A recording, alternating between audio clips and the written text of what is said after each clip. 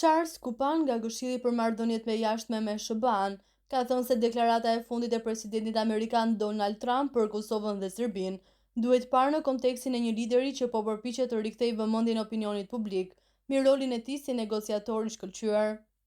Sipas tij, premtimet e Trump për t'i dhënë fund luftës në Ukrainë dhe konfliktit në lindjen e mesme nuk janë pasqyruar në realitet, pasi luftrat vazhdojnë me intensitet dhe aktorët kryesorë nuk tregojnë shenja gatishmërie për kompromis. Thon kjo meqense nuk po arrihet shumë rezultati në lindjen e mesme, edhe në diplomacinë mes Ukrainës dhe Rusisë, ai mund ta kthejë vëmendjen nga Kosova dhe Serbia dhe të përpiqet të arrijë ndonjë fitore, ka thënë Kupan. E në lidhje me këtë temë ka folur në një prononcim eksperti austriak Gunther Fernigger. Eksperti austriak thotë se Trump tregohet më i butë me rivalin si Rusia dhe Irani, ndërsa është më ashpër me aleatët si NATO, Ukraina, Izraeli dhe Kosova.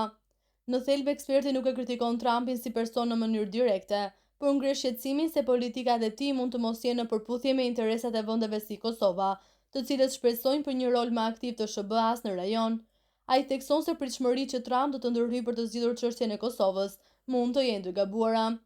Trump është i butë me armiqtë tanë, Rusinë, Iranin, Korenë e Veriut dhe Serbinë dhe i ashpër me aleatët e NATO-s, i ashpër me BE-n dhe brutal me shtetet tona në vijën e frontit në luftën midis botës së lirë kundër boshtit të së keqes së Putinit, Ukrainës, Izraelit dhe Kosovës. Trump 2025 po e lë Ukrainën të uritur duke ngrirë fondet dhe armët.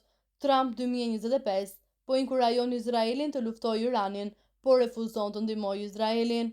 Publiku i Kosovës është i fiksuar pas cicërimave të Trump, me shpresën e dëshpëruar për mbështetjen amerikane për të imponuar paqen në Ballkan, duke detyruar një zgjedhje të drejtë me njohjen e Kosovës nga Serbia. Ky është mendimi i dëshiruar. Trump nuk do ta ndihmojë Ukrainën, Trump nuk do të ndihmojë Izraelin dhe Trump nuk do të bëjë asgjë për Kosovën, është shprehur ai. Mëtej, eksperti austriak thekson se paqja kërkon angazhim të vështirë dhe vendime të guximshme, gjë për të cilën Trump nuk është i gatshëm. Sipas tij, paqja në Ukrainë, Izrael dhe Kosovë kërkon përfshirje në NATO dhe vendime të qarta nga SBA, por Trump nuk ka vullnetin për ta bërë këtë, prandaj nuk duhet pasur shumë shpresa tek ai për zgjedhje apo mbështetje reale. Në jetën reale, krijimi i paqes është punë e vështirë. Trump i pëlqen lavdia, fama dhe shkëlqimi, por nuk është i gatshëm të angazhohet në punën e dhimbshme dhe kostot reale të arritjes së paqes. Për më tepër, ai nuk është gati të angazhojë aftësitë e superfuqive amerikane për të arritur paqen.